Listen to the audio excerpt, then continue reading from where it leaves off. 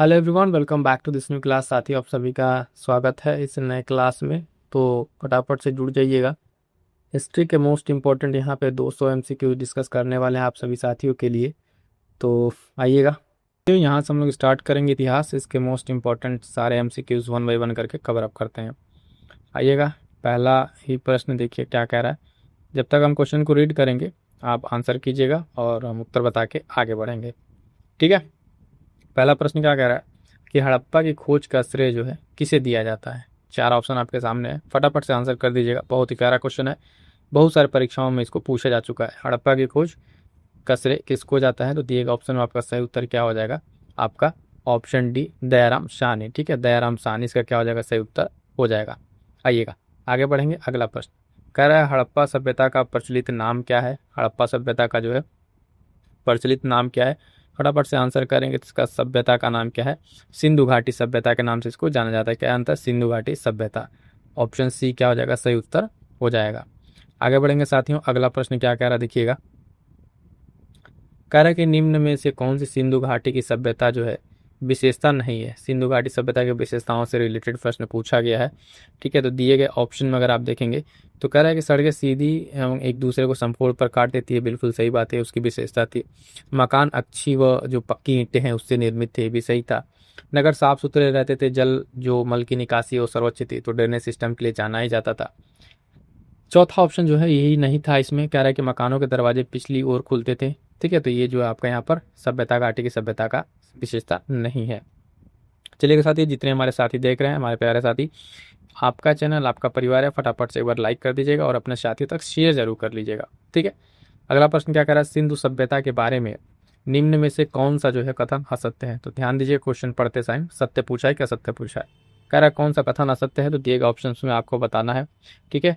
तो इसमें क्या हो जाएगा, इसका सही उत्तर क्या हो जाएगा, ध्यान देंगे। ऑप्शन डी कह रहा है कि लोग जो थे वो लोहे से परिचित थे, तो ये बात बिल्कुल गलत है। सिंधु घाटी सभ्यता में लोहे का कोई साक्ष्य नहीं है, तो ऑप्शन डी क्या हो जाएगा, यहाँ पर गलत हो जाएगा। यानी यही जो गलत ऑप्शन इसके बारे में सत्य बताना था। बाकी नालियाँ सुदृढ़ थी, व्यापार वाणिज्य उन्नत था, मातृ देवी की उपासना की जाती थी, तीनों के तीनों क्या है उसकी विशेषता है। आज के समय में जो परीक्षाओं में प्रश्न पूछा था, थोड़ा सा स्टेटमेंट बेस्ड रह रहे हैं क्वेश्चन, उसके हिसाब से आपको ठीक है कंसेप्ट लगा के चीज़ों को समझना है। और इतने धुआंधार प्रैक्टिस होगी, सारे के सारे क्वेश्चन जो है वन बाई वन करके हम लोग जितने बेहतरीन क्वेश्चन बन सकते हैं सबको हम लोग यहाँ पर कंप्लीट करेंगे।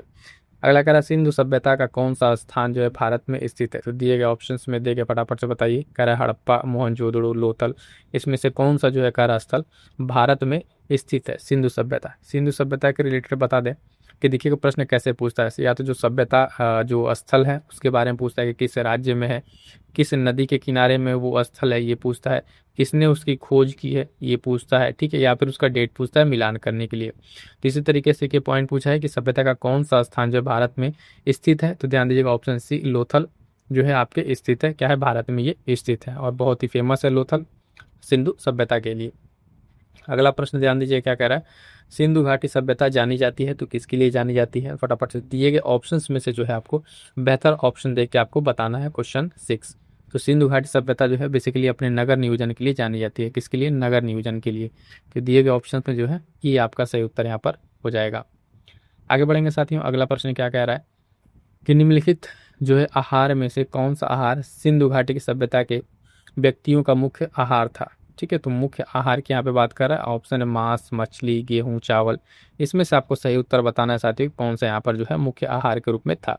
प्रश्न संख्या 7 का सही उत्तर क्या हो जाएगा, ऑप्शन सी जो है गेहूं यहाँ पर सही उत्तर हो जाएगा। ठीक है, किसी भी प्रश्न में कोई भी अगर आपको डाउट आ रहा है तो आप कमेंट जरूर कर दीजिएगा और जितने लोग देख रहे हैं अपने साथियों तक शेयर कर दीजिएगा साथियों।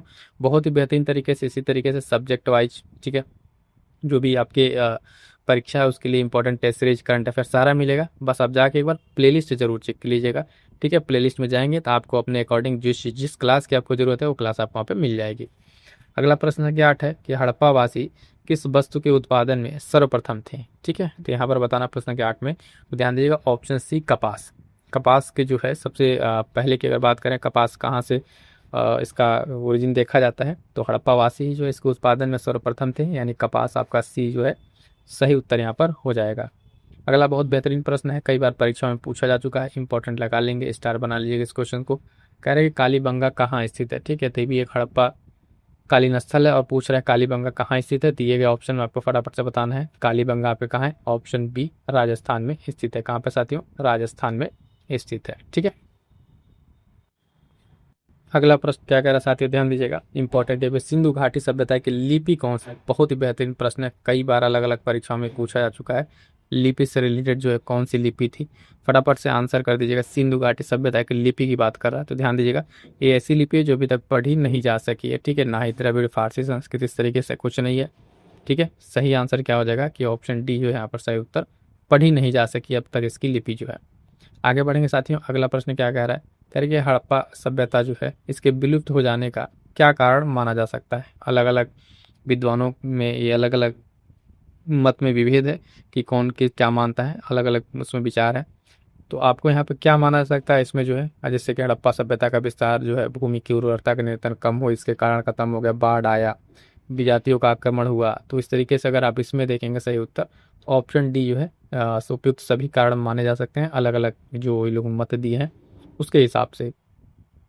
अगला फिर से मोस्ट इंपॉर्टेंट क्वेश्चन है, कितनी बार परीक्षाओं में पूछा जा चुका है, निम्न में से किस पशु से सिंधु घाटी के लोग सामान्यतः परिचित नहीं थे। ठीक है, नहीं पूछा है। प्रश्न संख्या 12 का सही उत्तर क्या हो जाएगा यहाँ पर देखिएगा, तो यहाँ पे परिचित की बात कर रहा है, सिंधु घाटी के लोग जो है किससे परिचित नहीं थे। ठीक है, ध्यान दीजिएगा इस क्वेश्चन में जो है आंसर फिलहाल यहाँ पर जो है बी दिया हुआ है, लेकिन जो है ना, इसमें क्या है, इस तरह के क्वेश्चन में विवाद रहते हैं तो उसको आप थोड़ा सा देख लीजिएगा किस एग्जाम में क्या माना गया है। कई जगह घोड़े का भी नाम लिया जाता है, लेकिन यहाँ पे साक्ष्य मिला नहीं उतना, तो ये भी हो सकता है। लेकिन फिलहाल जो अभी इस टाइम में आंसर हम लगा रहे हैं बी लगा रहे हैं, तो इसको आप थोड़ा सा देख लीजिएगा, अलग अलग एग्जाम में अलग अलग तरीके से इसको माना गया है। ठीक है, चलिएगा आगे बढ़ेंगे। अगला प्रश्न क्या कह रहा है कि निम्न कालों में सही क्रम संयोजित करें। ये जो काल दिया हुआ है इसको आपको क्रम संयोजित करना है, जिसमें नवपाषाण काल है, पूरा पाषाण, मध्य पाषाण, ताम्र पाषाण।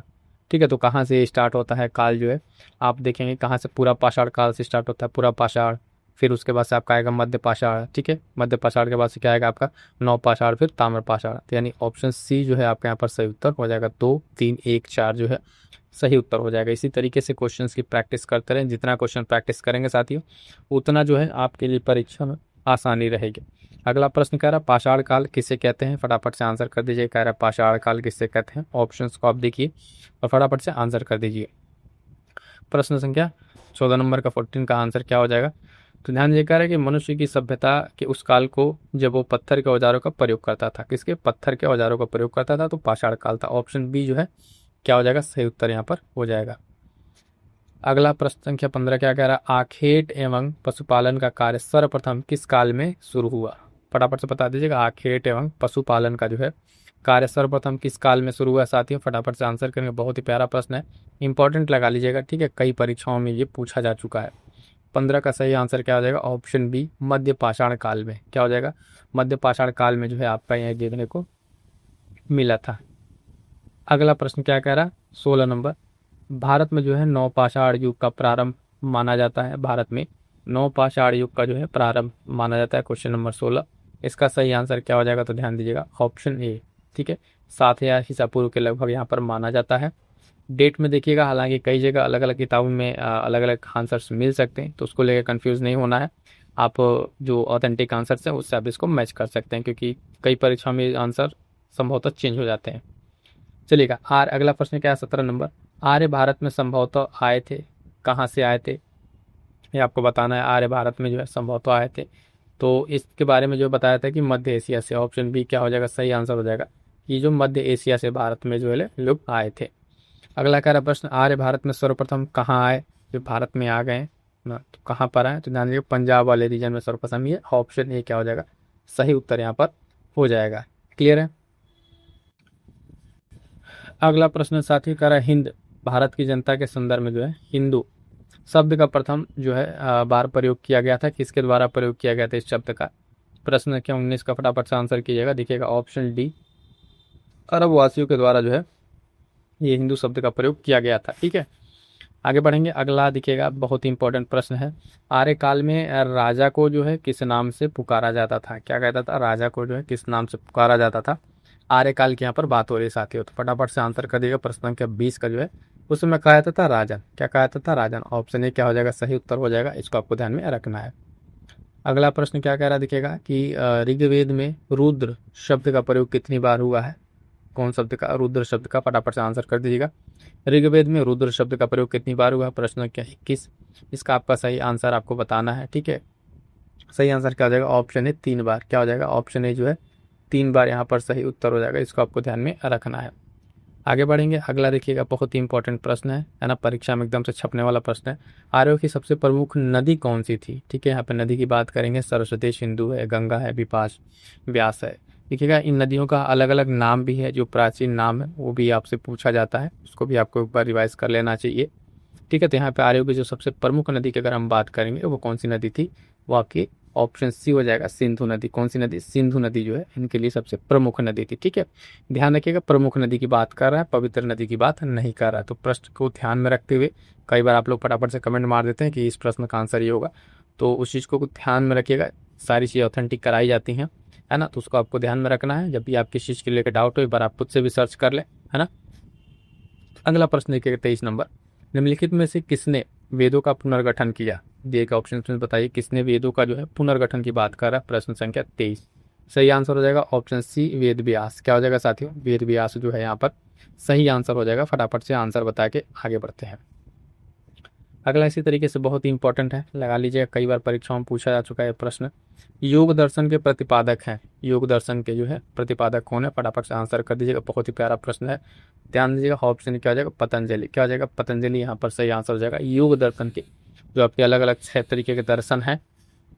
अगला प्रश्न ध्यान दीजिए, क्या कह रहा है कि उपनिषद जो है ये पुस्तकें हैं, किस तरीके की पुस्तक है, कह रहा है धर्म पर, योग, दर्शन या विधि पर। प्रश्न संख्या 25 का सही आंसर क्या हो जाएगा, ऑप्शन डी, जो ये दर्शन पर आधारित पुस्तकें हैं और बहुत बेहतरीन तरीके से इसमें दर्शन पे बात की गई है, तो ध्यान रखिएगा। आगे बढ़ेंगे, अगला प्रश्न संख्या 26 क्या कह रहा है, निम्न में से कौन सा एक युग्म सही सुमेलित नहीं है। क्या है, सही सुमेलित नहीं है, फटाफट से आंसर कर दीजिएगा साथियों। प्रश्न संख्या 26 कह रहा आयुर्वेद, इसमें जादू की बात की गई है, शिल्प वेद, मूर्तिकला, गंधर्व वेद, संगीत, है ना, धनुर्वेद, संग्राम। तो ध्यान दीजिएगा, इसमें जो है आयुर्वेद जो यहाँ पे जादू है, ये आपका युग्म सुमेलित नहीं है, यानी ये आपका सही उत्तर यहाँ पर क्या हो जाएगा, ठीक है। चलिएगा आगे बढ़ते हैं। अगला प्रश्न क्या कह रहा है, 27 नंबर, निम्न में से किस शब्द का जो है ऋग्वेद में सबसे अधिक बार उल्लेख हुआ है, ठीक है। तो दिए गए ऑप्शन से इसमें से आपको बताना, प्रश्न संख्या 27 जो है कि सबसे अधिक बार उल्लेख जो है ऋग्वेद में इस दिए गए शब्द में हुआ है, तो ऑप्शन क्या हो जाएगा आपका 27 का सी जो है यहाँ पर क्या हो जाएगा, सही उत्तर हो जाएगा, है ना, ओम का। किसका, ओम का जो है यहाँ पर आपका सही आंसर हो जाएगा साथियों। फटाफट से आंसर करेंगे आप भी अपना, ठीक है। आगे बढ़ेंगे, प्रश्न संख्या 27 तक हो गया है। आगे बढ़ेंगे, अगला प्रश्न क्या है 28 नंबर, कि निम्न में से कौन सा एक ऋग्वैदिक काल में अंतरिक्ष का देवता नहीं था। किसका, अंतरिक्ष का देवता नहीं था। तो अंतरिक्ष के देवता की अगर बात करेंगे, इसमें देखिए इंद्र है, रुद्र है, सूर्य है, पर्जन्य है। तो क्या हो जाएगा, 28 का सही आंसर क्या हो जाएगा, है ना, ऑप्शन जो है बी यहाँ पर क्या हो जाएगा, ऑप्शन बी सही उत्तर हो जाएगा। क्लियर है। अगला प्रश्न क्या कह रहा है, ध्यान दीजिए, बहुत इंपॉर्टेंट है, अष्टकर्णी शब्द संबंधित है। तो दिए गए जो ऑप्शन है इसमें बताना है कि अष्टकर्णी शब्द का संबंध किससे है। तो सही उत्तर हो जाएगा ऑप्शन बी, गाय के लिए। गाय से इसका संबंध देखा जाता है अष्टकर्णी शब्द का। आगे बढ़ेंगे साथियों, अगला प्रश्न हमारा देखेंगे, इस नंबर क्या कह रहा है कि निम्नलिखित में से कौन सा विवाह गैर मान्यता प्राप्त है। जो कुछ तरीके के विवाह होते थे, जैसे ब्रह्म विवाह, आर्ष, प्रजापत्य, गंधर्व। तो इसमें कह रहा है कि जो गैर मान्यता प्राप्त है, प्रश्न संख्या 30 को आपका सही आंसर देना है। तो ऑप्शन बी, गंधर्व विवाह यहाँ पर क्या हो जाएगा, सही उत्तर हो जाएगा। अगला प्रश्न 31 नंबर क्या कह रहा है, ध्यान दीजिएगा, उपनिषदों में सबसे विशाल उपनिषद है। उपनिषदों में सबसे विशाल उपनिषद कौन सा है, फटाफट से आंसर करेंगे। प्रश्न संख्या 31 का जो है सही आंसर क्या हो जाएगा, तो ध्यान दीजिएगा ऑप्शन ए, और बृहद जो है, बृहदारण्यक जो है ये क्या है, सबसे विशाल उपनिषद है। इंपॉर्टेंट है, कई परीक्षाओं में पूछा जा चुका है, तो आप इसको ध्यान रखेंगे। अगला प्रश्न क्या रहा है कि संगम साहित्य से मुख्यतः जाना जाता है, ठीक है, संगम साहित्य से मुख्यतः जाना जाता है, तो क्या जाना जाता है। प्रश्न संख्या 32 में हम देखेंगे दक्षिण भारत का इतिहास क्या है। दक्षिण भारत के इतिहास के अगर जानने की बात आती है, तो संगम साहित्य उसका एक तरीके का मुख्य स्रोत के रूप में देखा जाता है। अगला प्रश्न है, जितने भी साथी देख रहे हैं फटाफट से एक बार लाइक कर देंगे, और जो भी डाउट है आपके उसको कमेंट जरूर कर दीजिएगा। और कुछ नोट्स वगैरह जो भी आप इसके बारे में बात की गई है, तो उसके लिए आप जो दिया गया व्हाट्सअप नंबर है उस नंबर पर व्हाट्सअप कर लेंगे। बाकी अन्य चीज़ों के लिए आप टेलीग्राम चैनल ज्वाइन कर लीजिएगा। ठीक है, अगला प्रश्न क्या कह रहा है कि इसमें कि दक्षिण भारत में ईसा पूर्व किस साम्राज्य का विकास हुआ। प्रश्न संख्या 33 में अगर आप देखेंगे तो कह रहा है कि दक्षिण भारत में ईसा पूर्व किस साम्राज्य का विकास हुआ था। तो चोल है, पांड्य है, चेर है, और ऑप्शन एक है उपरोक्त सभी। तो ध्यान दीजिएगा ऑप्शन डी उपरोक्त सभी यहाँ पर क्या हो जाएगा, आपका सही आंसर हो जाएगा प्रश्न संख्या 33 में। आगे बढ़ेंगे, अगला प्रश्न क्या कह रहा है साथियों, निम्न में चोल वंश का प्रमुख केंद्र कौन सा था। बहुत ही इंपॉर्टेंट क्वेश्चन है, जितना आप हो सके इसको इंपॉर्टेंट लगा लीजिएगा, बहुत सारे परीक्षाओं में पूछा जा चुका है। तो ध्यान दीजिएगा क्या चोल वंश का प्रमुख केंद्र कौन सा था। प्रश्न संख्या 34, तो देखिएगा ऑप्शन बी तंजौर। क्या है, तंजौर जो है यहाँ पर प्रमुख केंद्र के रूप में था, ध्यान रखेंगे। अगला प्रश्न क्या कह रहा है साथियों कि अब पांड्यों की जो है पांड्यों की प्रारंभिक राजधानी थी। देखिए पांड्यों की प्रारंभिक राजधानी की बात कर रहा है, दिए गए ऑप्शन में आपको बताना है। प्रश्न संख्या 35, तो ध्यान दीजिएगा सही आंसर क्या हो जाएगा, ऑप्शन बी है ना, कुरक्के। ठीक है, कुरक्के जो है ये क्या है, इनकी प्रारंभिक राजधानी थी।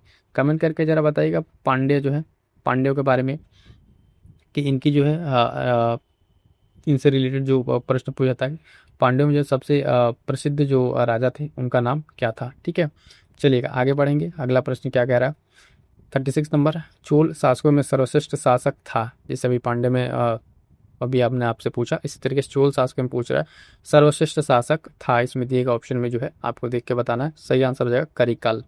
ठीक है, करिकाल जो शासक थे, इसमें क्या है सर्वश्रेष्ठ दिए गए ऑप्शन में क्या हो जाएगा, डी सही उत्तर हो जाएगा।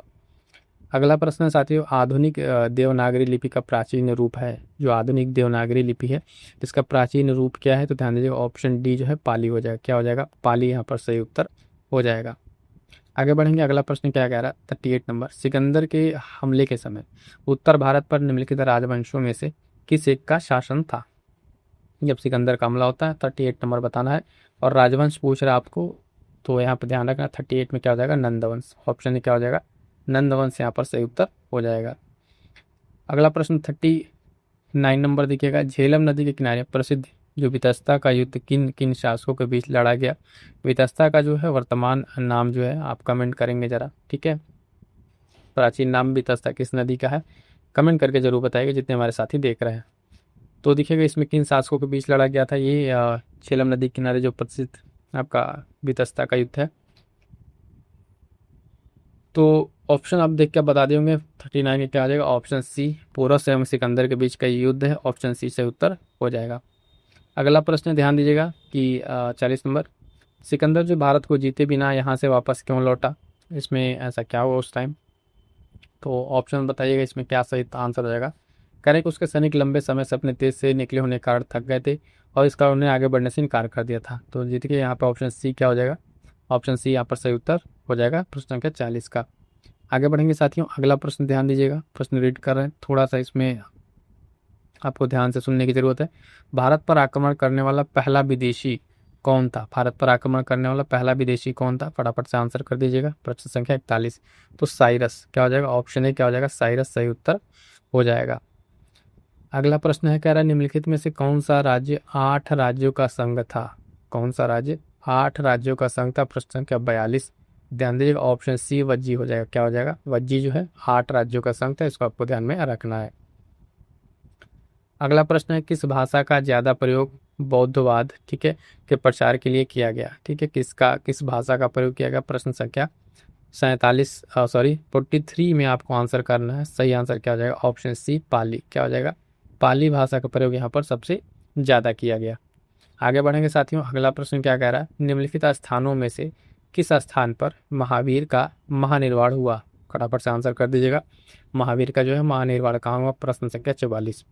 ठीक है, सही आंसर क्या हो जाएगा आपका, ऑप्शन डी पावापुरी। क्या हो जाएगा साथियों, पावापुरी इसका सही आंसर हो जाएगा। आगे बढ़ेंगे, अगला प्रश्न कह रहा है, जियो और जीने दो किसने कहा।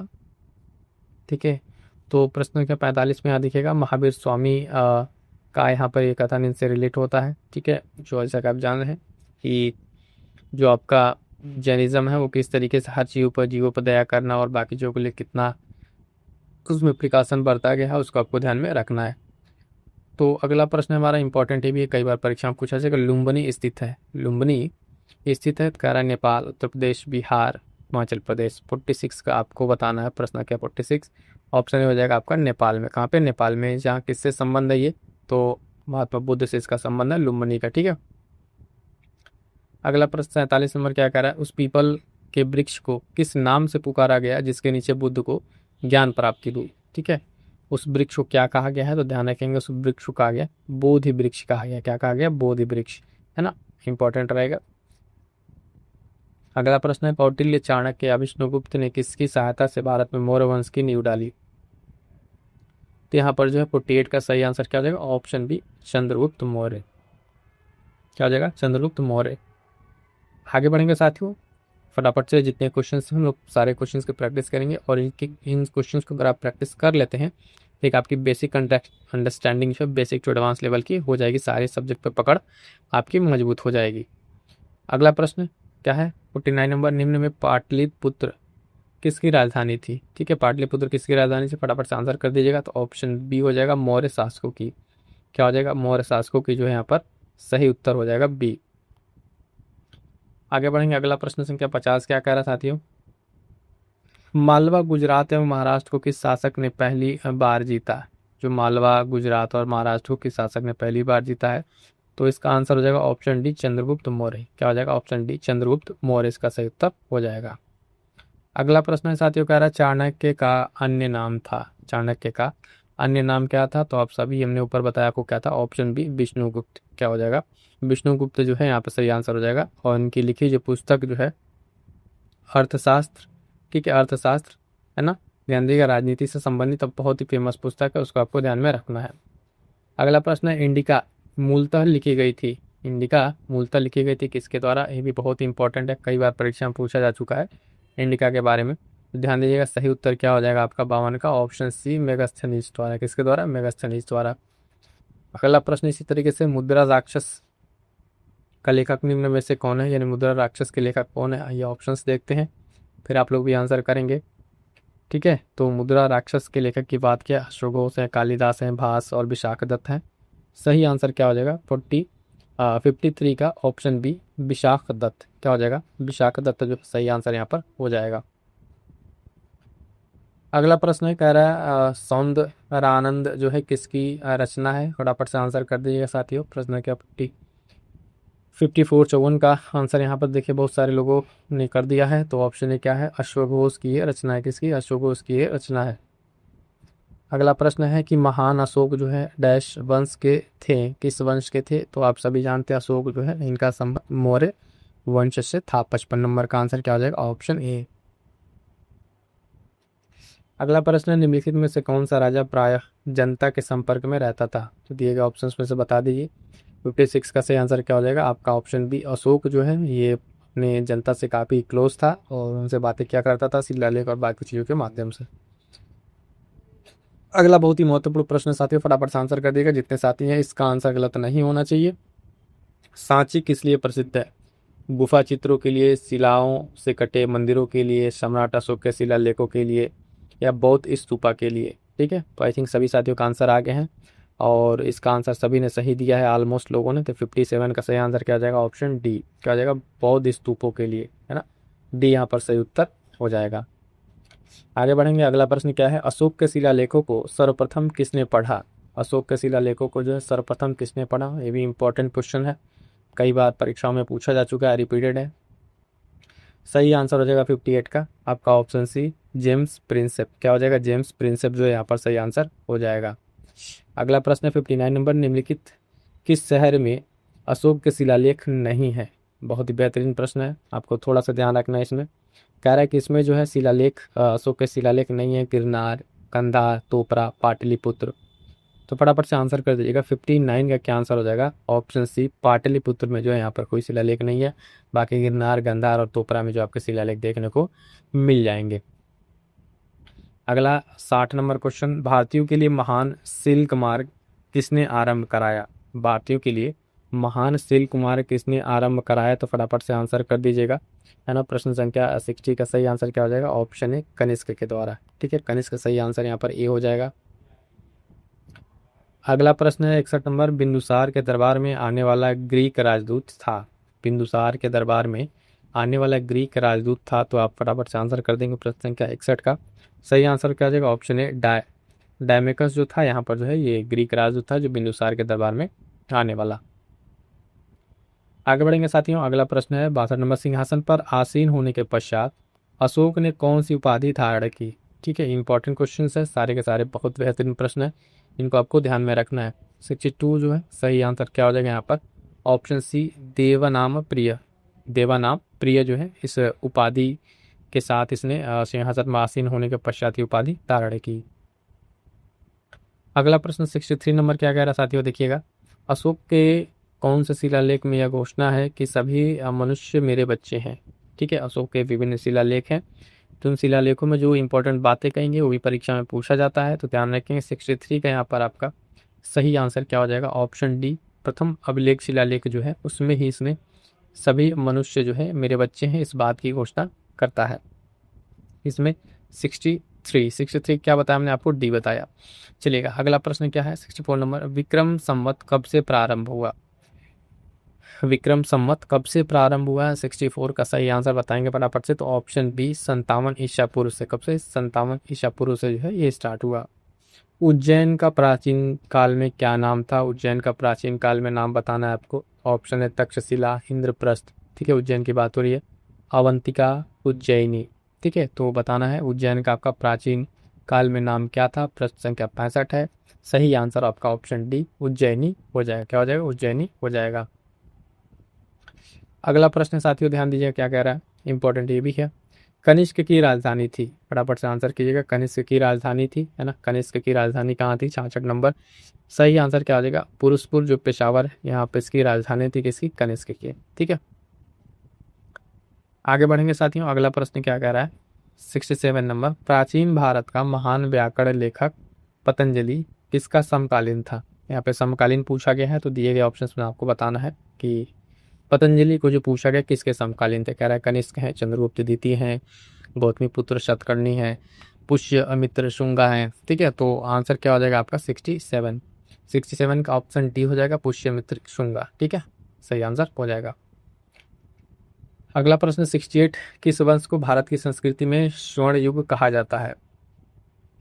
किस वंश को भारत की संस्कृति में स्वर्ण युग कहा जाता है, 68 पर आपको सही आंसर बताना है। 68 सही आंसर बताना, ऑप्शन हो जाएगा बी गुप्त काल को। किसको, गुप्त काल को यहाँ पर संस्कृति में स्वर्ण युग के नाम से जाना जाता है, गोल्डन एरा।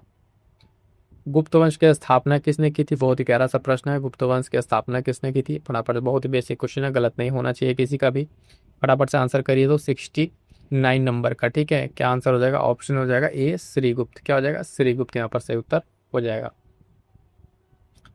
अगला प्रश्न देखिएगा 70 नंबर क्या कह रहा है कि समुद्र गुप्त के काल का इतिहास जानने का सबसे महत्वपूर्ण साधन है।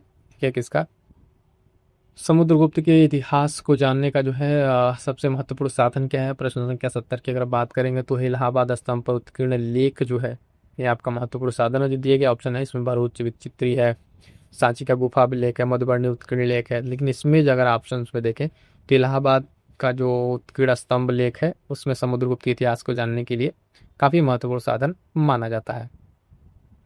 अगला प्रश्न है, कालिदास की किस कृति की गिनती विश्व की 100 प्रसिद्ध साहित्य कृतियों में होती है। तो दिए गए ऑप्शन से फटाफट से बताइएगा, बहुत ही बेहतरीन प्रश्न है ना, कि जो है विश्व, इसमें इसकी गिनती विश्व की 100 प्रसिद्ध साहित्य कृतियों में की जाती है, कालिदास के द्वारा यह रचित है। ऑप्शन क्या हो जाएगा, सी यहाँ पर से आंसर हो जाएगा, अभिज्ञान शकुंतलम।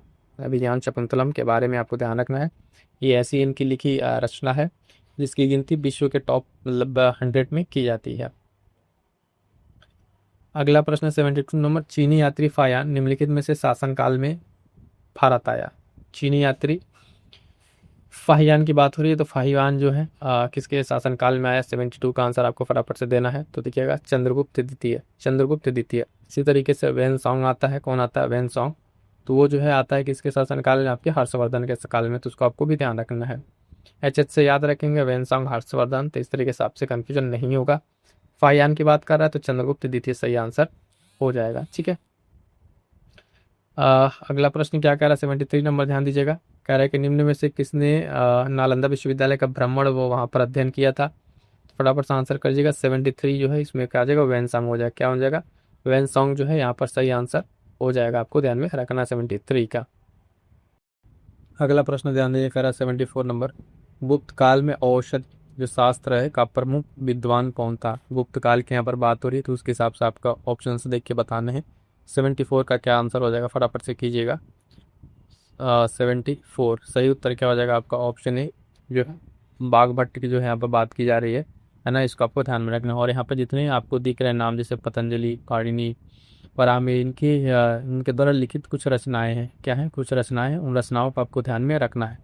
ठीक है, पाणिनि का आपका जो है अ, अस- अष्टयाम आप जानते हैं, व्याकरण पे कितनी बात, तो वो पुस्तक उसको आपको ध्यान रखना है, पतंजलि महाभाष्य सब आपको ध्यान में रखना है।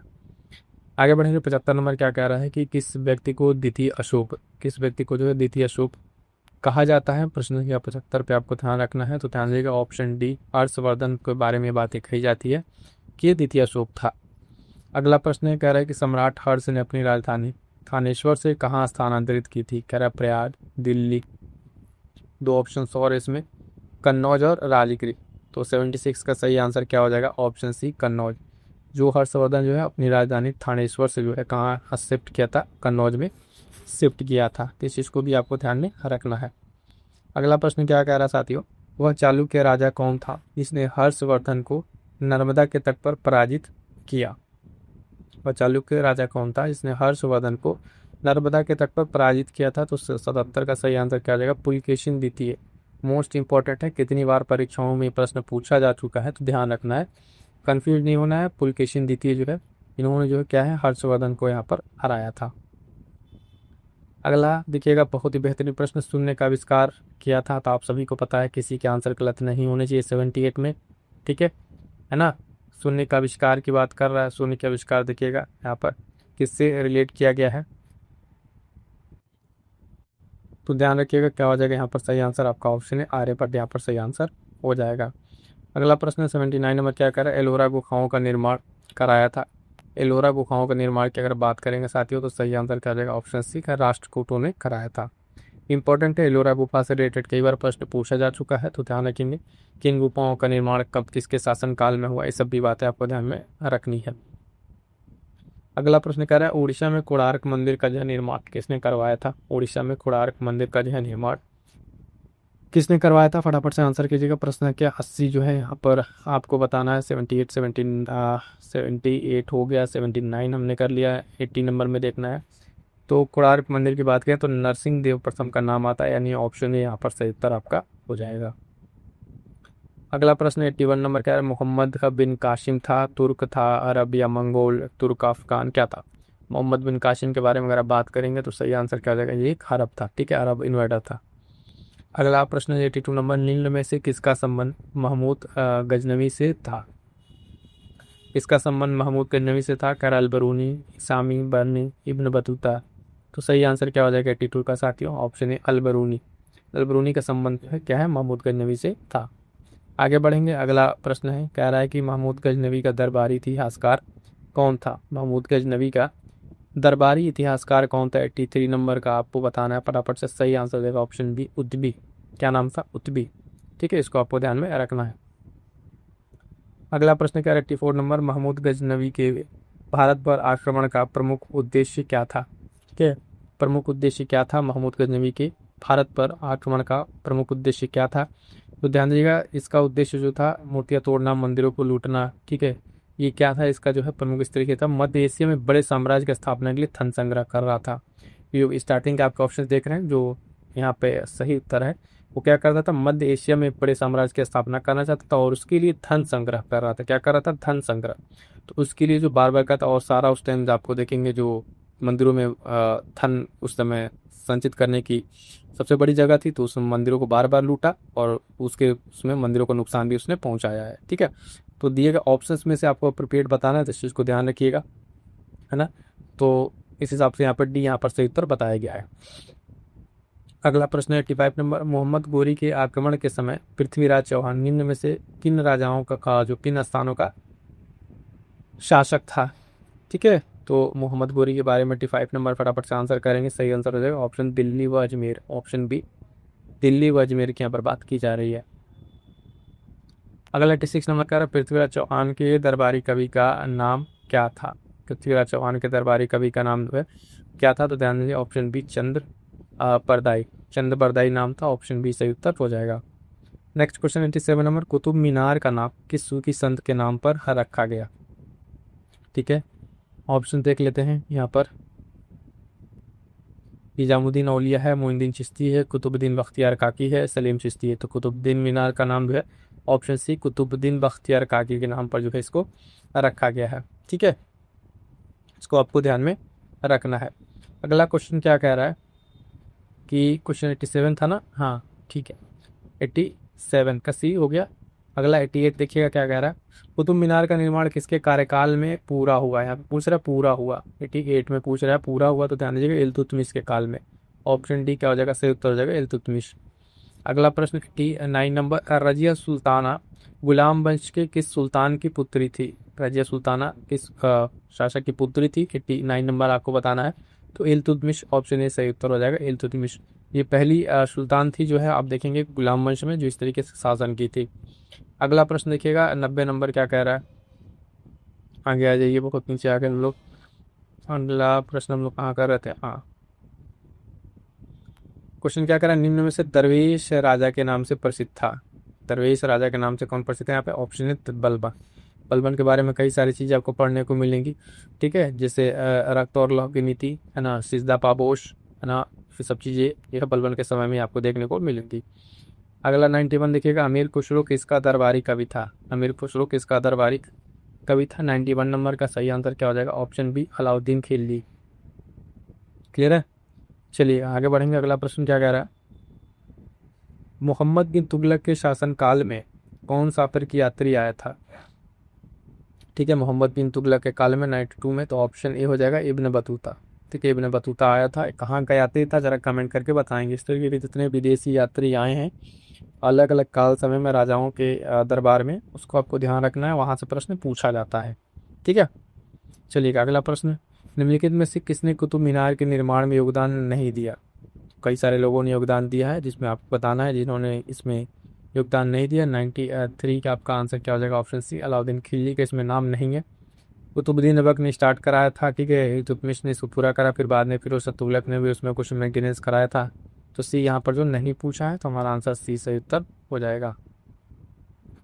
अगला प्रश्न साथियों कह रहा है, वास्को डी गामा भारत कब आया था। फटाफट से आंसर करेंगे। वास्को डी गामा 94 भारत कब आया था, 1498 ईस्वी में आया था। क्या 1498 ईस्वी में आया था।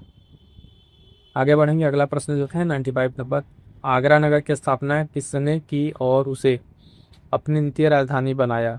तो आगरा नगर की स्थापना की बात की जा रही है यहाँ पर। प्रश्न क्या 95, तो ऑप्शन ए सिकंदर लोदी यहाँ पर सही उत्तर हो जाएगा। क्या हो जाएगा, सिकंदर लोदी।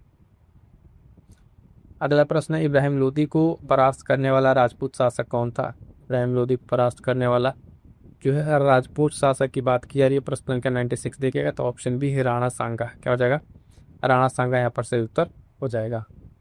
97 ध्यान दीजिएगा, भारत में मुगल साम्राज्य का संस्थापक किसे माना जाता है। भारत में मुगल साम्राज्य का संस्थापक किसे माना जाता है, फटाफट से आंसर कर दीजिएगा। 97 में ऑप्शन है बाबर को। किसको, बाबर को माना जाता है।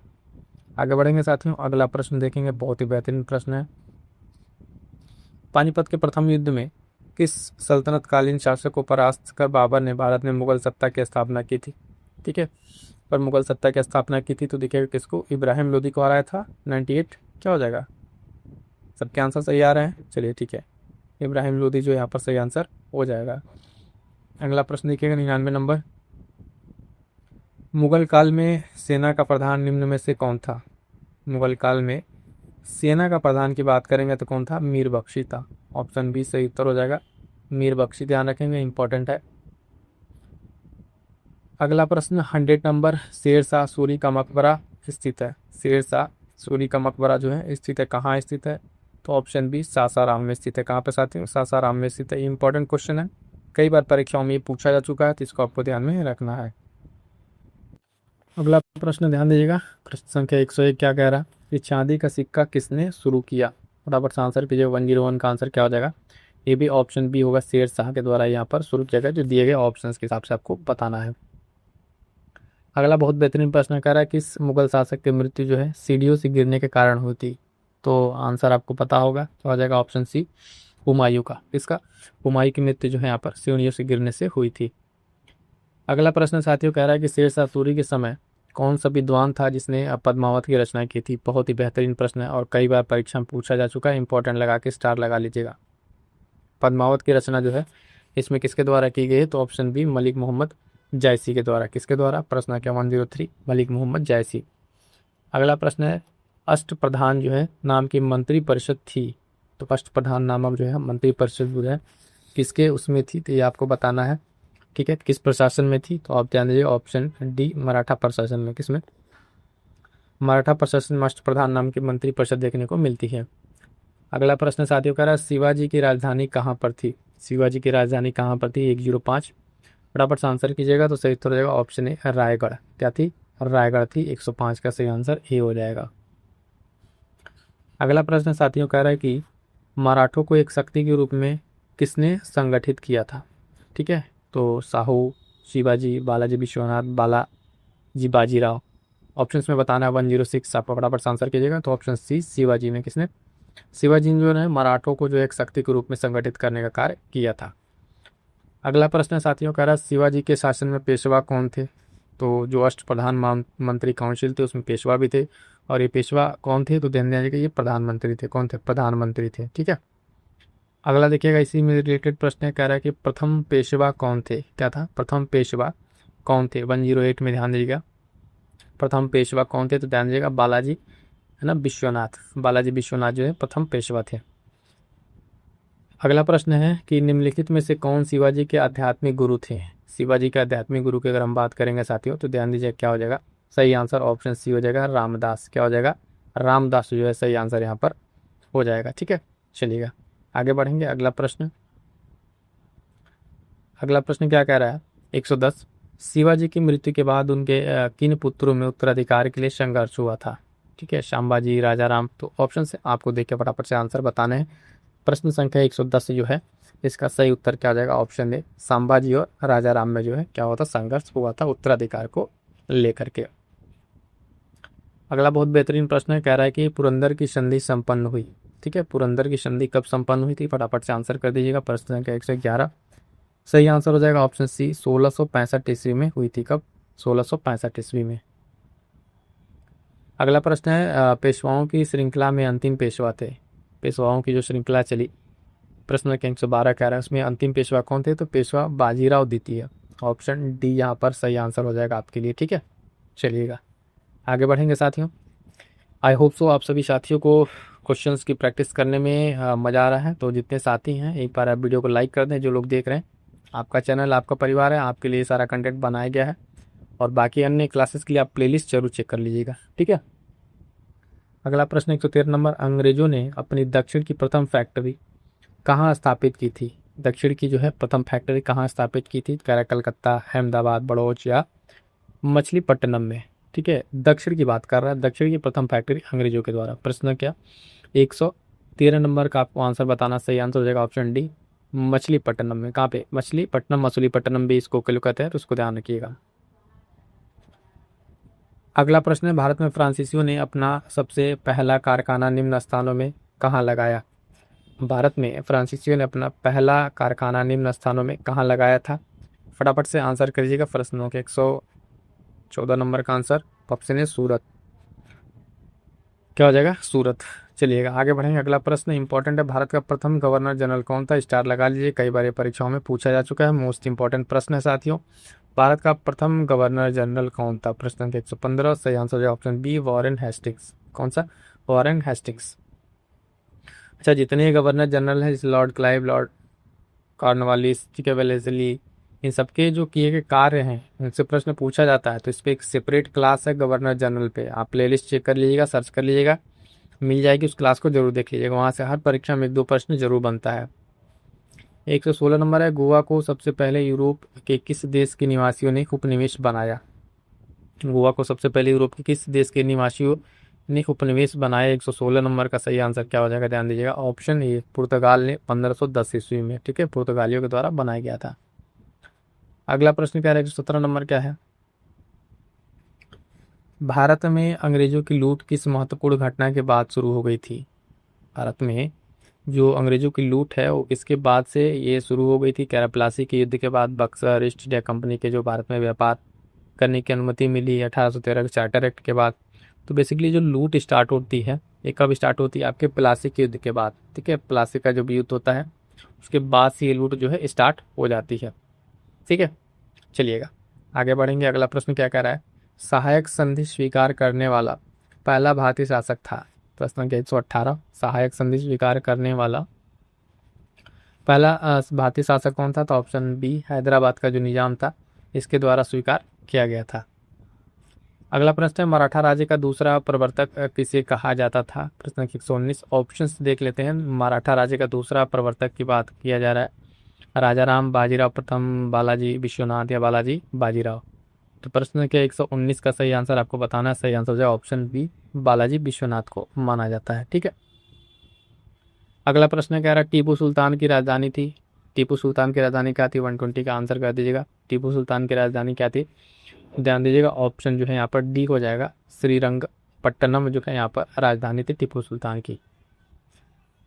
अगला प्रश्न साथियों क्या कह रहा है, फटाफट से आंसर करेंगे, बहुत बेहतरीन प्रश्न है। इनमें से कौन अंग्रेजों से लड़ते हुए वीर गति को प्राप्त हुआ? इनमें से कौन अंग्रेजों से लड़ते हुए वीर गति को प्राप्त हुआ था? तो ध्यान दीजिएगा, प्रश्न संख्या 121, ऑप्शन सी टीपू सुल्तान। ठीक है, टीपू सुल्तान 1799 में जो है इसकी मृत्यु हो जाती है।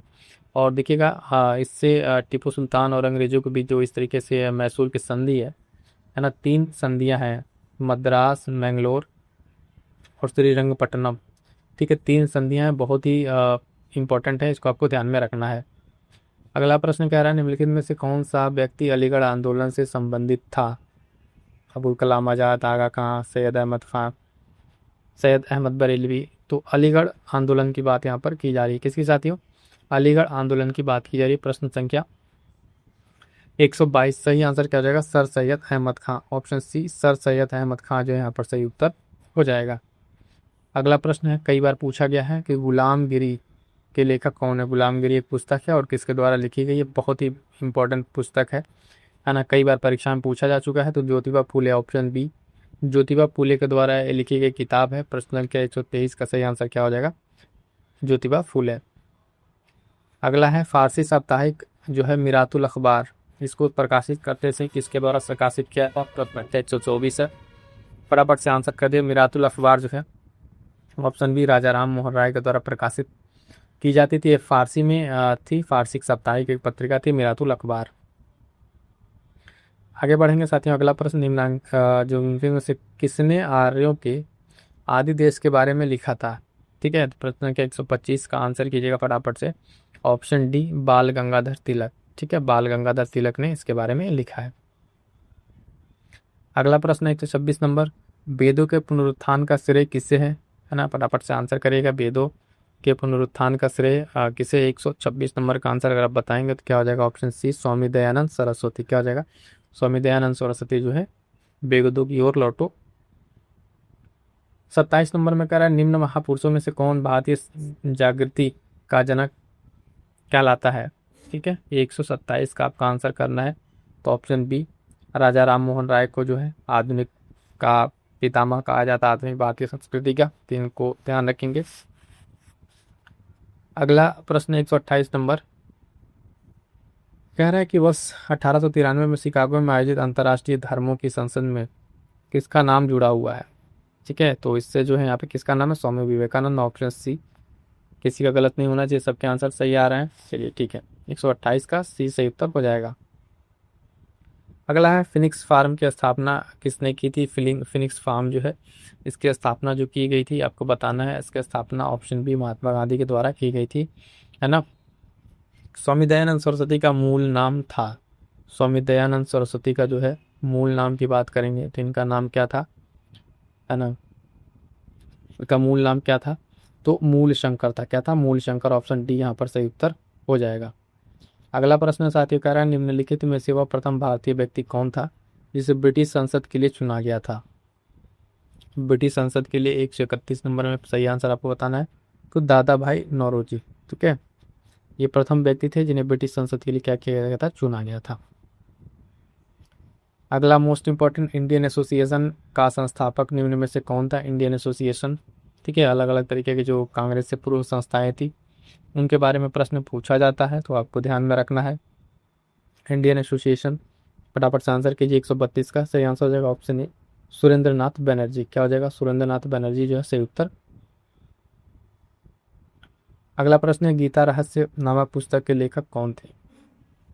गीता रहस्य नामक पुस्तक के लेखक कौन थे साथियों?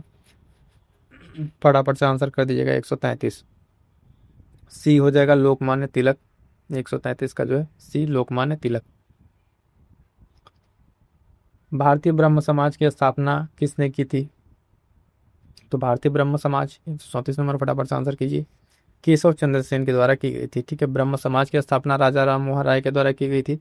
और भारतीय ब्रह्म समाज की जो बात की जा रही है तो यहाँ पर केशव चंद्र सेन क्या हो जाएगा? सही आंसर हो जाएगा। अगला क्वेश्चन है, थियोसॉफिकल जो सोसाइटी है इसके मूल संस्थापक निम्न में से कौन थे? आंसर देखिए, फटाफट से बता दिए। थियोसॉफिकल सोसाइटी 135 नंबर। ऑप्शन डी, मैडम ब्लाटवस्की और कर्नल अलकाट जो है इसके मूल संस्थापक थे। कौन थे? मूल संस्थापक। अगला प्रश्न है, सारे जहां से अच्छा के रचयिता कौन है? तो सारे जहां से अच्छा इसका रचयिता कौन है? मोहम्मद इकबाल। इकबाल के द्वारा ये लिखी गई लाइनें हैं, सारे जहां से अच्छा हिंदुस्तान हमारा। 137 नंबर, निम्नलिखित में से कौन भारतीय राष्ट्रीय कांग्रेस का कभी अध्यक्ष नहीं बना? बदरुद्दीन तैयब बने थे, बाल गंगाधर तिलक, गोपाल कृष्ण गोखले, सुभाष चंद्र बोस भी बने। दो ऑप्शन आपके सामने, फटाफट से बता दें इन दो ऑप्शन में क्या सही उत्तर होगा। ठीक है, इसमें से क्या होगा? 137। फटाफट से आंसर कर दीजिएगा। सही उत्तर हो जाएगा आपका ऑप्शन बी, बाल गंगाधर तिलक। ठीक है, ये जो इसके कांग्रेस के कभी अध्यक्ष नहीं बने थे। अगला प्रश्न है, भारतीय राष्ट्रीय कांग्रेस का प्रथम विदेशी मूल अध्यक्ष कौन था? तो ये भी बहुत बेहतरीन प्रश्न है और इस तरीके से पूछा जाता है। तो ऑप्शन बी, जॉर्ज यूल। ठीक है, 138 का क्या हो जाएगा? Option B, George Yule. 1888 में इन्होंने अध्यक्षता की। कांग्रेस के अध्यक्ष संस्थापक की बात करेंगे तो हियो यूम, अब जानते हैं। ठीक है, बाकी लोग भी अध्यक्षता इसमें की है। भारतीय राष्ट्रीय कांग्रेस का प्रथम अधिवेशन हुआ था, कब हुआ था? 139 में। आ जाइए, कहाँ पर हुआ था? ठीक है, तो ये कहाँ हुआ था? आपके बम्बई में हुआ था 139, बी बम्बई, गोकुलदास तेजपाल वाले कॉलेज में। 140 सत्यार्थ प्रकाश के लेखक हैं। सत्यार्थ प्रकाश के लेखक कौन है? फटाफट से आंसर कर दीजिएगा। सत्यार्थ प्रकाश। ठीक है, 140 में आपको बताना है। ऑप्शन बी, स्वामी दयानंद सरस्वती जी के द्वारा लिखी पुस्तक है। बहुत ही हाईलाइटेड पुस्तक है, कई बार परीक्षाओं में ये पूछा जा चुका है। अगला ध्यान दीजिएगा, निम्न में से कौन सा एकमात्र गवर्नर जनरल वायसराय भारत में मारा गया? ठीक है, ये भी प्रश्न पूछा ही गया है। 141, तो ध्यान दीजिएगा कौन सा है एकमात्र गवर्नर जनरल भारत में मारा गया? तो ये कौन सा है आपका? ये लॉर्ड मेयो है। ठीक है, भारत में मारा गया। 141 का आपका सी। इसकी हत्या तो जो है लॉर्ड मेयो की पोर्ट ब्लेयर में इसकी हत्या कर दी गई थी। कहाँ पे? पोर्ट ब्लेयर में इसकी हत्या कर दी गई थी। अगला प्रश्न क्या रहा है? 142 नंबर, दक्षिण अफ्रीका से लौटने के पश्चात गांधी जी ने जो प्रथम सफल सत्याग्रह है वो आरंभ किया था, कहाँ से स्टार्ट किया था? तो 142 का सही आंसर हो जाएगा ऑप्शन सी, चंपारण से। चंपारण 1917 से स्टार्ट होता है। गांधी जी 1915 में अफ्रीका से लौटते हैं। इन सब बातों का ध्यान रखिएगा। उनके जितने आंदोलन हैं सबको क्रोनोलॉजिकल ऑर्डर में से एक बार से स्टार्ट कीजिए, जहाँ से स्टार्ट करते हैं, और लगभग 1942 तक जो भी किए हैं बीच में सबका डेट उट आपको ध्यान रखना है। 143 वर्ष 1943 में आज़ाद हिंद फौज INA अस्तित्व में आई। तो कहाँ पर ये आई? 143 आपको बताना है। इसका सही आंसर क्या हो जाएगा? तो सिंगापुर में। कहाँ पे? सिंगापुर में। क्लियर है? चलिए आगे बढ़ेंगे। अगला प्रश्न, क्रांतिकारियों के गुप्त समाज अभिनव भारत का गठन किया था। ठीक है, इसको किसने किया था? तो ऑप्शन बी, BD सावरकर ने किया था। 144 का आपका क्या हो जाएगा? ऑप्शन बी सही उत्तर हो जाएगा। अगला प्रश्न है 145 नंबर, एक साप्ताहिक के रूप में यंग इंडिया का आरंभ किसने किया था? Young India. ठीक है, 145 तो होम रूल पार्टी ने, किसने? होम रूल पार्टी ने स्टार्ट किया था इसको। अगला प्रश्न है, अखिल भारतीय राष्ट्रीय कांग्रेस की प्रथम महिला अध्यक्ष कौन थी? अखिल भारतीय राष्ट्रीय कांग्रेस की प्रथम महिला अध्यक्ष की बात करेंगे। 146 काफी इंपॉर्टेंट क्वेश्चन है। तो एनी बेसेंट हो जाएगा। क्या हो जाएगा? Annie Besant. अगर भारतीय इस महिला की बात करेगा तो सरोजिनी नायडू का ध्यान रखिएगा। ये प्रथम महिला अध्यक्ष की बात कर रहा है तो एनी बेसेंट, और प्रथम भारतीय महिला पूछेगा तो वहाँ पे सरोजिनी नायडू सही उत्तर हो जाएगा। अगला क्या कह रहा है कि भूख हड़ताल से जेल में किस स्वतंत्रता सेनानी की मृत्यु हुई? भूख हड़ताल से किस स्वतंत्रता सेनानी की जो है जेल में मृत्यु हो जाती है? फटाफट से आंसर कीजिएगा। 147 नंबर का आंसर क्या हो जाएगा? ऑप्शन सी, जतिन दास की यहाँ पर जो है मृत्यु हो जाती है। अगला प्रश्न है कि मुस्लिम लीग का प्रथम अध्यक्ष कौन था? मुस्लिम लीग का प्रथम अध्यक्ष कौन था साथियों? फटाफट से आंसर करेंगे। 148 नंबर का क्या हो जाएगा, ऑप्शन है आ का खा यहाँ पर सही आंसर हो जाएगा। अगला प्रश्न है 49 नंबर 149, महात्मा गांधी को सर्वप्रथम राष्ट्रपिता किसने कहा था। महात्मा गांधी को सर्वप्रथम राष्ट्रपिता किसने कहा था, फटाफट से आंसर कर दीजिएगा जरा। तो 149 का क्या हो जाएगा, ऑप्शन डी सुभाष चंद्र बोस ने। किसने, सुभाष चंद्र बोस ने जो यहाँ पर कहा था। ठीक है, अगला प्रश्न 150 नंबर, ध्यान दीजिए, कह रहा है भारतीय राष्ट्रीय कांग्रेस ने पूर्ण स्वराज को अपना उद्देश्य किस वर्ष घोषित किया। ऑप्शन सुन लीजिएगा, 1919, 1929, 1933 या 1945। तो इसका सही आंसर क्या हो जाएगा, ये पूर्ण स्वराज की बात की जाती है, ये घोषित किया गया था आपका कब, 1929 में लाहौर अधिवेशन में। ठीक है, तो बी यहाँ पर सही आंसर हो जाएगा। यहाँ तक देखेंगे आपके मोस्ट इंपॉर्टेंट जो हिस्ट्री के 150 क्वेश्चन जो है कंप्लीट हो गए हैं। क्लियर है यहाँ तक। अगला क्वेश्चन है साथियों, देखिए काफ़ी इंपॉर्टेंट है। कह रहा है कि साइमन कमीशन किस वर्ष भारत आया था। साइमन कमीशन भारत कब आया था, फटाफट से आंसर करेंगे, है ना। तो वर्ष 1928 में, बी यहाँ पर सही उत्तर हो जाएगा, 1928 में।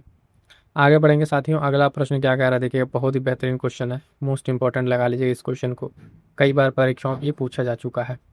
कह रहा है कि हिंदुस्तान सोशलिस्ट रिपब्लिक जो आर्मी है, इसकी गठन किया गया था। ठीक है, इसको कब गठित किया गया था, किसके द्वारा गठित किया, 152 नंबर। सही आंसर क्या आ जाएगा, ऑप्शन सी चंद्रशेखर आजाद द्वारा। किसके द्वारा साथियों, चंद्रशेखर आजाद के द्वारा जो है इसको गठित किया गया था। आगे बढ़ेंगे, अगला क्वेश्चन क्या कह रहा है, 153 नंबर, बहुत ही बेहतरीन क्वेश्चन, मोस्ट इंपॉर्टेंट लगाइएगा इसको भी, है ना। मुस्लिम लीग की स्थापना सन 1906 में हुई थी। कहाँ पर हुई थी, देखिए क्वेश्चन यहाँ से क्या क्या पूछता है, मुस्लिम लीग की स्थापना कहाँ हुई थी, ठीक है, कब हुई थी, किसके द्वारा हुई थी। तो यहाँ पर देखिए 1906 में हुई थी और कहाँ हुई थी, फटाफट से आंसर करेंगे। 153 नंबर का सही उत्तर क्या हो जाएगा, ऑप्शन डी ढाका में। ठीक है, आगा खां का नाम आपने सुना होगा, इससे रिलेटेड उनका नाम आता है। अगला प्रश्न है कि इंकलाब जिंदाबाद, ठीक है, 154 नंबर, इंकलाब जिंदाबाद का नारा किसने दिया था। ठीक है, ये नारा किसने दिया था साथियों, ध्यान दीजिएगा। इंकलाब जिंदाबाद दिए गए ऑप्शंस में अगर आप देखेंगे तो यहाँ पर नाम जो है भगत सिंह का आता है। ठीक है, भगत सिंह का नाम आता है। आगे बढ़ेंगे। अच्छा, एक चीज़ यहाँ पे कि ये नारा लिखा किसने था, लिखा किसने था, जरा हमारे साथी कमेंट करके बताएंगे। ठीक है, कि इंकलाब जिंदाबाद लिख के डैश करके नाम लिख के बताइएगा, देखते हैं हमारे कितने साथी ऐसे हैं जिनको ये बात पता है। अगला क्वेश्चन है, निम्न में से किन्हें गांधी जी ने अपना राजनीतिक गुरु माना। गांधी जी ने अपना राजनीतिक गुरु किन्हें माना था। तो सही आंसर क्या हो जाएगा साथी, इसको ध्यान दीजिएगा, गोपाल कृष्ण गोखले। ऑप्शन सी ये जो आपका सही उत्तर हो जाएगा। आगे बढ़ते हैं, अगला क्वेश्चन कह रहा है कि सर्वेंट्स ऑफ इंडिया सोसाइटी के संस्थापक कौन थे। कितनी बार ये क्वेश्चन पूछा गया है, स्टार लगा लेंगे, मोस्ट इंपॉर्टेंट वाला, है ना। ठीक है, सर्वेंट्स ऑफ इंडिया सोसाइटी के संस्थापक 156 नंबर। सही आंसर क्या हो जाएगा, गोपाल कृष्ण गोखले। ऑप्शन बी यहाँ भी सही उत्तर हो जाएगा, गोपाल कृष्ण गोखले सही आंसर हो जाएगा। अगला क्वेश्चन है कि दांडी मार्च जो है शुरू किया गया था, दांडी मार्च जो है कह रहा शुरू किया गया था तो नमक कानून के समर्थन के लिए, नमक कानून तोड़ने के लिए, या रॉलेट एक्ट के समर्थन या उसके विरोध में। तो जो दांडी मार्च था बेसिकली क्यों शुरू किया गया था साथियों, ये नमक कानून तोड़ने के लिए शुरू किया गया था। ऑप्शन बी यहाँ पर आपका सही आंसर हो जाएगा। अगला प्रश्न 158 नंबर, मेरा अंतिम उद्देश्य प्रत्येक व्यक्ति की आंख से आंसू पोंछना होगा, यह कथन जो है किसका था। ठीक है, किस लीडर ने ये स्टेटमेंट दिया था, तो ध्यान दीजिएगा, ये जो है पंडित जवाहरलाल नेहरू का स्टेटमेंट था कि इनका अंतिम उद्देश्य जो है प्रत्येक व्यक्ति की आंख से आंसू पोंछना होगा, ध्यान रहेगा। अगला बहुत ही बेहतरीन क्वेश्चन है, निम्न में से कौन सुमेलित क्रम में है। ठीक है, एनी बेसेंट कह रहा है कि young India, Mahatma Gandhi new India, बीजी तिलक केसरी और सुरेंद्रनाथ बैनर्जी मराठी। ठीक है, ये सब क्या है, ये सब पत्रिका है, क्या है, ये सब पत्रिका है ना। और इनके इसे संपादक वगैरह से रिलेटेड पूछ रहा है। 159 में अगर आप देखें कह रहा है कि कौन सुमेलित क्रम में है, तो बीजी तिलक का जो है बाल गंगाधर तिलक का केसरी। ठीक है, केसरी ये आपका इसमें सही सुमेलित है। ठीक है, आगे बढ़ेंगे, अगला क्वेश्चन देखेंगे साथियों क्या कह रहा है।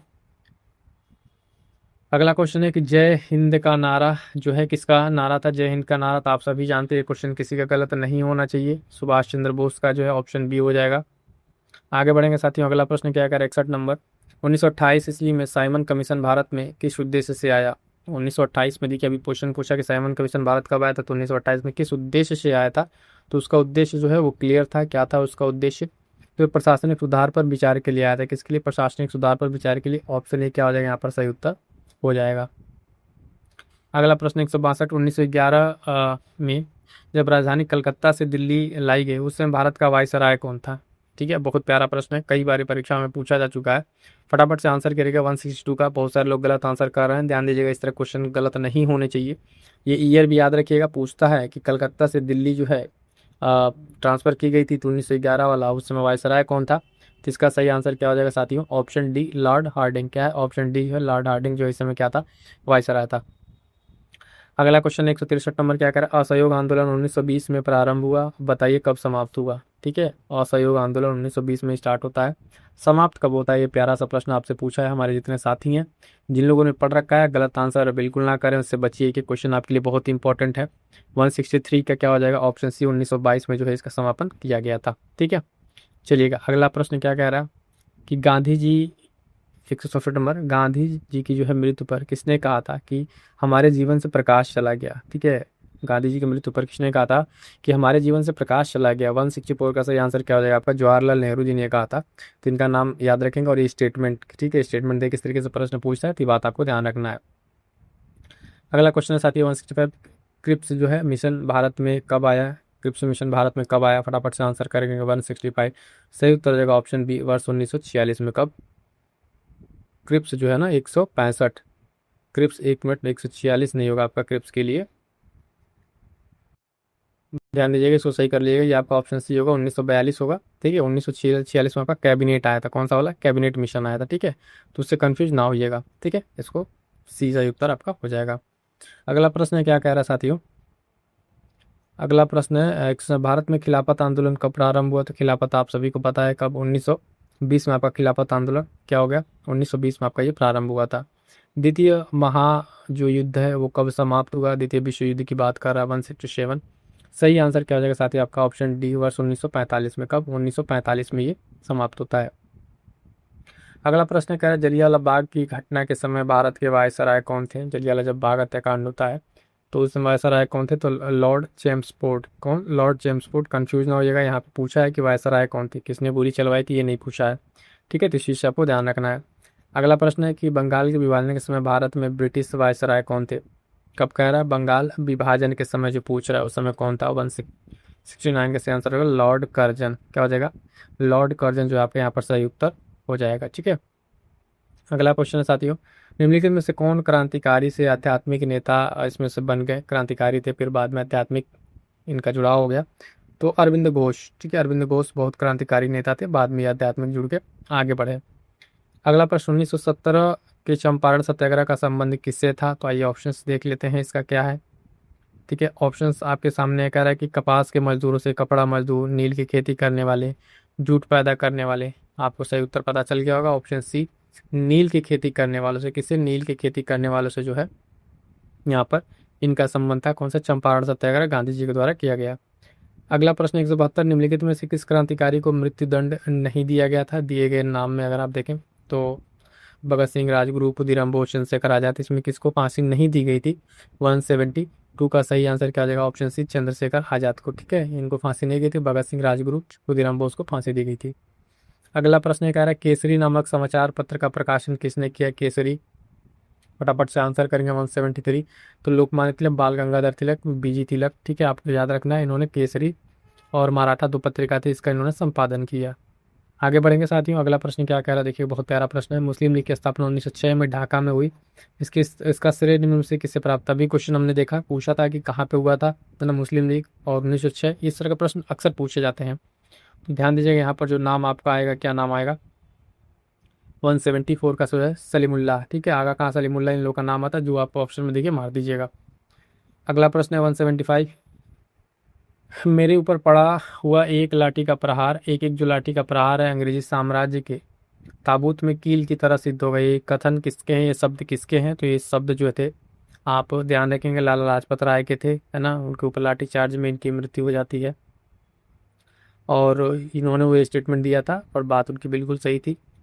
आगे बढ़ेंगे, अगला क्वेश्चन है 176 नंबर, स्वदेशी तथा बहिष्कार का नारा सबसे पहले किसने दिया था? 176 नंबर, स्वदेशी तथा बहिष्कार का नारा जो सबसे पहले किसने? तिलक ने दिया था। किसने? तिलक ने दिया था। अगला क्वेश्चन क्या कह रहा है? होम रूल 177, होम रूल आंदोलन का प्रमुख उद्देश्य था। होम रूल आंदोलन का प्रमुख उद्देश्य क्या था? 177 नंबर आप देखेंगे तो होम रूल बेसिकली क्या कर रहा था? तो ब्रिटिश शासन के अंतर्गत स्वशासन प्राप्त करना चाहता था। ब्रिटिश शासन के अंतर्गत थी। बी आपका सही उत्तर हो जाएगा। क्या करता था? स्वशासन प्राप्त करना उसका लक्ष्य था।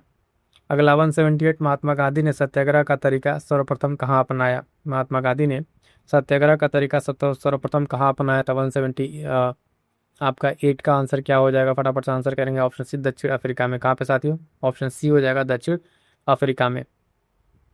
अगला क्वेश्चन है, खिलाफत आंदोलन का नेतृत्व किसने किया? खिलाफत आंदोलन का नेतृत्व जो है दिएगा ऑप्शन में से, फटाफट से आंसर कीजिए। 179, तो मौलाना मोहम्मद अली ने जो है खिलाफत आंदोलन का क्या किया था? नेतृत्व किया था। अगला क्वेश्चन है कि रविंद्रनाथ टैगोर के द्वारा सर का खिताब वापस कर देना किस घटना से संबंधित है? तो आइए देखते हैं ऑप्शंस क्या है हमारे पास। असहयोग आंदोलन है, सविनय अवज्ञा, जलियांवाला बाग हत्याकांड, बंगाल विभाजन। 180 का आपका सही आंसर क्या हो जाएगा? ऑप्शन सी, जलियांवाला बाग हत्याकांड के समय उन्होंने अपनी उपाधि वापस कर दी थी। अगला प्रश्न साथियों क्या कह रहा है कि निम्न में इंडिया हाउस लंदन से कौन संबंधित था? इंडिया हाउस लंदन से कौन संबंधित था? फटाफट से आंसर करिएगा। 181 का जो है तो वो दिखेगा मदन लाल धिंगरा, बी डी सावरकर, लाला हरदयाल। तो उपरोक्त सभी यहाँ सभी लोग जो है इंडिया हाउस लंदन से लोगों का संबंध था। मोस्ट इंपॉर्टेंट क्वेश्चन, शहीद आजम अधोलिखित में से किसकी उपाधि है? शहीद आजम किनको कहा जाता है? तो आप सभी जानते हैं ये किनका है? भगत सिंह का है। किनका? भगत सिंह का है। अगला कह रहा है कि मुस्लिम लीग ने मुक्ति दिवस कब मनाया? 1 3 मोस्ट इंपॉर्टेंट लगाएगी, डेट कई बार परीक्षा में पूछा जा चुका है अलग अलग टाइम पे। मुस्लिम लीग ने जो है मुक्ति दिवस कब मनाया था? तो ध्यान रखिए कि कब मनाया था। 183 का सही आंसर होगा 22 दिसंबर 1939 को। कब? 22 दिसंबर 1939 को इन्होंने मनाया था। अगला है कह रहा है कि क्रिप्स मिशन क्या था? क्रिप्स मिशन अभी आपको बताया कब आया, तो 1942 में आया था। तो ये क्या था? तो इसके फटाफट से आंसर करेंगे। ये जो है ब्रिटिश सरकार द्वारा 1942 में भारत में भेजा गया एक मिशन था। क्या था? भारत में भेजा गया एक मिशन था। अगला 185 नंबर, भारत छोड़ो आंदोलन 1942 ईस्वी का प्रस्ताव कांग्रेस ने कहाँ पारित किया? 1942 का जो प्रस्ताव है भारत छोड़ो, वो कांग्रेस कहाँ से आपका ये करती है? तो वर्धा में एक वो होता है, वहाँ से कांग्रेस से इसको पास किया जाता है, वर्धा से। ठीक है। अगला प्रश्न देखिए क्या कह रहा है। भारत विभाजन की माउंटबेटन योजना निम्न में से कब घोषित की गई? भारत विभाजन की जो है माउंटबेटन की योजना कब घोषित की गई? तो फटाफट से आंसर करेंगे। 3 जून 1947 को। कब? 3 जून 1947। इस तरह के जो कुछ प्रमुख डेट है ना, लगभग आप देखेंगे 1915 के बाद से सारे क्रोनोलॉजिकल आर्डर में आपको ऊपर ध्यान रखना है।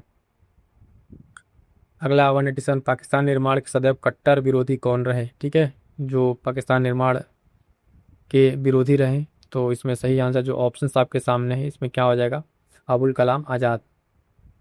ठीक है, ये शुरू से ही इसके विरोधी रहे कि पाकिस्तान का निर्माण नहीं होना चाहिए।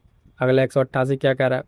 सरदार पटेल की तुलना की जाती है। सरदार पटेल की तुलना किससे की जाती है साथियों? तो ध्यान दीजिएगा, बिस्मार्क से। किससे? बिस्मार्क से की जाती है इनकी तुलना। नेक्स्ट क्वेश्चन है 189, भारत का ब्रिटिश शासन की विधिक तथा वैज्ञानिक सत्ता का अंत इस दिन हो गया। आइए ऑप्शंस देख लेते हैं। ऑप्शंस क्या कह रहा है? ऑप्शंस में आपका क्या है? विधिक तरीके से कब अंत हो गया यहाँ पर? तो सही आंसर क्या हो जाएगा? ऑप्शन बी, 26 1 1950 को। कब? 26 1 1950 को यहाँ पर अंत हो गया। अगला प्रश्न है, कौन भारतीय क्रांति की माँ कहलाती है? तो भारतीय क्रांति की माँ जो कहलाती है 190 का सही आंसर क्या हो जाएगा साथियों? जो बीकाजी रुस्तम कामा है, इन्हों जो है भारतीय क्रांतियों की माँ कहा जाता है। ऑप्शन डी सही उत्तर हो जाएगा। अगला बहुत बेहतरीन प्रश्न है, किसने कहा था कि दरो दीवार पे हसरत की नज़र करते हैं, खुश रहो अहले वतन हम तो सफ़र करते हैं? ठीक है, तो ये किसने कहा था? बहुत ही बेहतरीन लाइन थी। और ये लाइन जो आपको सुनने को मिला किसके द्वारा कहा गया था? तो राम प्रसाद बिस्मिल के द्वारा ये कहा गया था। ठीक है। अगला क्वेश्चन है साथियों कि किसने भारतीय राष्ट्रीय कांग्रेस पर प्रार्थना याचना तथा विरोध की राजनीति करने का आरोप लगाया था? तो ये आरोप जो है लगाया था, गया था किसके द्वारा? बाल गंगाधर तिलक के द्वारा, कि ये लोग जो है राष्ट्रीय कांग्रेस जो है ना, प्रार्थना याचना इस तरह की जो है राजनीति करती है, इसका इन्होंने आरोप लगाया था। अगला मोस्ट इंपॉर्टेंट, ये भी कई बार परीक्षाओं में पूछा जा चुका है, स्टार लगा लीजिएगा। अल हिलाल जो है समाचार पत्र के संस्थापक थे। अल हिलाल जो है समाचार पत्र, साथियों फटाफट से आंसर करेंगे, बहुत सारे साथियों का आंसर आ रहे हैं। 193, मौलाना अबुल कलाम आज़ाद। ठीक है, मौलाना अबुल कलाम आज़ाद याद रखेंगे, ऑप्शन डी से उत्तर हो जाएगा। अगला प्रश्न है, लंदन में इंडियन होम रूल सोसाइटी को प्रारंभ किया था। लंदन में इंडियन होम रूल सोसाइटी को प्रारंभ किया था 194, सही आंसर क्या हो जाएगा? श्याम कृष्ण वर्मा ने। ऑप्शन सी जो है Shyam Krishna Verma. Indian home rule society कहाँ पे? लंदन में। प्रश्न ऐसे ही पूछे, इंडियन होम रूल सोसाइटी की स्थापना कहाँ होती है? तो लंदन में। किसके द्वारा? तो श्याम कृष्ण वर्मा के द्वारा। हिंदू व्यू ऑफ लाइफ, ये कृति किसकी है? हिंदू व्यू ऑफ लाइफ की अगर आप बात करेंगे साथियों, ठीक है, गोपाल कृष्ण गोखले, बाल गंगाधर तिलक। तो ये जो है डॉक्टर सर्वपल्ली राधाकृष्णन की, ऑप्शन सी यहाँ पर क्या हो जाएगा आपका सही उत्तर हो जाएगा। आगे बढ़ेंगे, अगला क्वेश्चन क्या है साथियों, कि असहयोग आंदोलन कब वापस लिया गया। तो असहयोग आंदोलन आप सभी जानते हैं कब वापस लिया गया। तो देखिएगा 12 फरवरी 1922 को जो है ये वापस ले लिया गया था। कब? 1922 को वापस ले लिया गया था।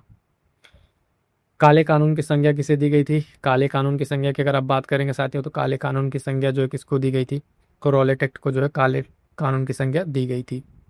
अगला नंबर 98, जब तक मैं जिंदा हूँ भारत के बंटवारे के लिए कभी राजी नहीं होऊंगा। ये विचार किसके थे, बहुत तरीके से इसको ध्यान देंगे तो ये महात्मा गांधी के थे, है ना। ऑप्शन बी यहाँ पर सही उत्तर हो जाएगा। अगला है 199 नंबर, समाजवाद ही क्यों नामक पुस्तक की रचना किसके द्वारा की गई। इस पुस्तक की रचना जो है जयप्रकाश नारायण के द्वारा की गई थी। ऑप्शन सी आपको ध्यान में रखना है। अगला क्वेश्चन है 200 नंबर क्वेश्चन तक हम लोग पहुंच गए साथियों। यदि हम मेढक की तरह एक वर्ष में जो है एक बार टर्राएंगे तो भारतीय को कोई सफलता नहीं मिल सकती। कांग्रेस के बारे में उपयुक्त कथन किसका था। तो ये कथन भी आप सभी जानते हैं, बीजी तिलक का था। किसका? बीजी तिलक का था। ठीक है, तो आई होप सो साथियों जितने हमारे साथी देखे फटाफट इस सेशन के बाद लाइक करेंगे। और यहाँ तक जो हम लोग 200 क्वेश्चन जो है मोस्ट इंपॉर्टेंट कंप्लीट कर लिया हिस्ट्री का। कमेंट जरूर कीजिएगा, सब्जेक्ट वाइज भी आप कर सकते हैं कि किस सब्जेक्ट में कितने आपने अटेम्प्ट किए, कितने देखा और कितने आपके सही हुए। इससे क्या होता है, आपकी कंसिस्टेंसी पता चलती है, आप कितने सीरियस हैं और आपने कितने ध्यान से क्वेश्चन को अटेम्प्ट करा, ये सारी चीज़ें पता चलती हैं। ठीक है, चलिए साथियों आज की क्लास में इतना ही। सेशन कैसा लगा कमेंट करके जरूर बताइएगा और चैनल से जुड़ जाइएगा। मिलते हैं किसी और नेक्स्ट क्लास में, तब तक के लिए थैंक यू सो मच।